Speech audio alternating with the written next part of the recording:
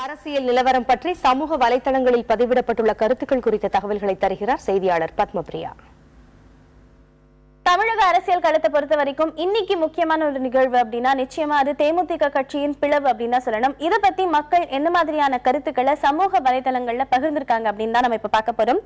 ஒருத்தர் தேமுதிக அப்படிங்கிற கட்சி தேர்தல் வரைக்கும் இருக்குமா அப்படிங்கிற கேள்வியை முன் வச்சிருக்கிறார். இன்னொருத்தர் கட்சி ஓனர்கள், அதாவது மேலிடத்துல இருக்கிறவங்க மட்டும் தேர்தலுக்கு தேர்தல் சம்பாதிக்கிறதுனாலதான் அடிமட்டத்துல இருக்கிறவங்களும் இந்த மாதிரியான மாவட்ட செயலாளர்களும் தேர்தல் நேரத்துல இப்படிப்பட்ட முடிவுகளை எடுக்க காரணம் அப்படிங்கிற ஒரு விமர்சனத்தை முன் வச்சிருக்காரு. எழுத்தாளன் அப்படிங்கிற ஒரு பப்ளிக் என்ன சொல்லியிருக்காருன்னு பார்த்தோம்னா, தேமுதிகவின் இந்த ஆட்கள் விலகல் நகர்வானது கலைஞர் கரெக்டா காய் நகர்த்திருக்காரு அப்படின்னு தான் அர்த்தம்னு சொல்லியிருக்காரு.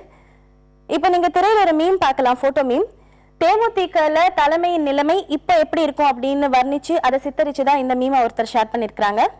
தேமுதிக கூட்டணியை அனௌன்ஸ் பண்றதுக்கு முன்னாடி பழம் நழுவி பாலில் விழும்னு கலைஞர் சொன்னதை நினைவு கூறும் விதமா கோகிலா அப்படிங்கிறவங்க ஒரு போட்டோ மீம் ஷேர் பண்ணிருக்காங்க. பழம் நழுவி விடலனா கூடாரத்தையே விழ வைக்கணும் அப்படிங்கிறது தான் கலைஞரின் காய் நகர்த்தல் அப்படின்னு அவங்க சொல்லியிருக்கிறாங்க. இன்னொருத்தர் சொல்லியிருக்கிறது என்ன அப்படின்னு பார்த்தோம்னா, கட்சிக்கு விசுவாசம் இல்லைன்னா தொண்டனை தூக்கிடுவாங்க, தொண்டனுக்கு கட்சி விசுவாசம் காட்டலைன்னா தலைவனையே தூக்கிடுவாங்க, அதன் விளைவுதான் தேமுதிக இன்னைக்கு தேமுதிகல நடந்த பிளவு அப்படின்னு ஒருத்தர் சொல்லியிருக்கிறாரு. இந்த மாதிரி பல மிக்சட் கமெண்ட்ஸை நம்மளால சோசியல் மீடியால பார்க்க முடியுது.